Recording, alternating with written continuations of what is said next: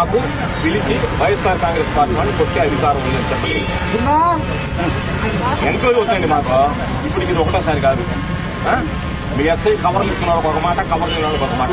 ఇక్కడ చెప్పిస్తాను నేను మీ ఎస్ఐ ఎంతమంది దగ్గర డబ్బులు తీసుకున్నాడు. బహిరంగ విచారానికి సిద్ధమా? మీ ఎస్పీ గారికి నేను మాట్లాడతాను.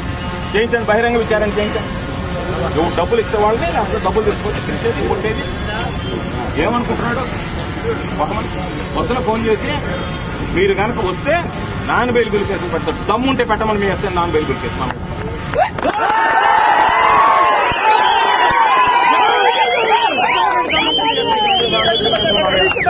ఫోన్లు చేసి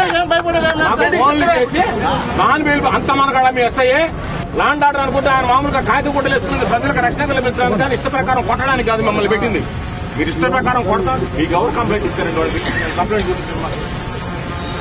నేను పలానోడు కంప్లైంట్ ఇచ్చాడు అని మాకు కంప్లైంట్ చూపించాను. మేము మాట్లాడు ఎవరు ఇచ్చారు మీకు కంప్లైంట్?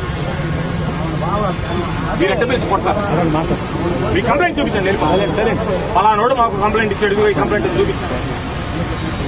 కంప్లైంట్ ఏమి లేకుండా ఎవరో తెలుగుదేశం వాడు ఒకటి ఫోన్ చేసి చెప్పండి.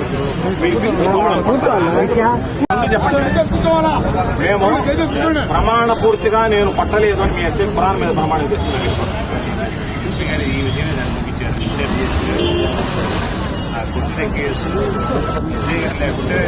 సరే మీ పోలీసు ఎస్ఐకి ఎంత లెక్కలేదంటే వాళ్ళని కొట్టి చెప్పేదనండి.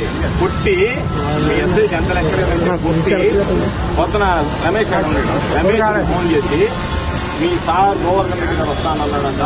సార్ వస్తే మీ అందరి మీద జైలు పంపిస్తే నాన్ బెయిలబుల్ కేసులు పెడతానంటారు. మీరు ఫోన్ చేయండి. అతనికి చేశాడా లేదా? ఫోన్ కాల్ చేయండి. మేము ఎంక్వైరీ చేస్తాము. మరి ఎప్పుడు తీసుకున్నారు? ఇప్పుడు అతను పోయి మామూలుగా నేరుగా సోమిరెడ్డి దగ్గర ఊరవ దగ్గర చేస్తాడు. నేరుగా అబ్బాయిలను కదా వైఎస్ఆర్ కాంగ్రెస్ పార్టీ వాళ్ళు కొట్టేవాడు కదా మనకు కావాల్సిన పెట్టుకుంటాడు. మేము అడిగేది మీకు ఎవరు కంప్లైంట్ ఇచ్చారు? ఆ కంప్లైంట్ చూపించారు. ఏ కంప్లైంట్ మీద మీరు వాళ్ళని పిలిపించారు? కంప్లైంట్ ఉండాలి కదా. ఉంది, కంప్లైంట్ ఉందా? ఎన్ని సందర్భాలు చెప్పండి ఒక్కటైనా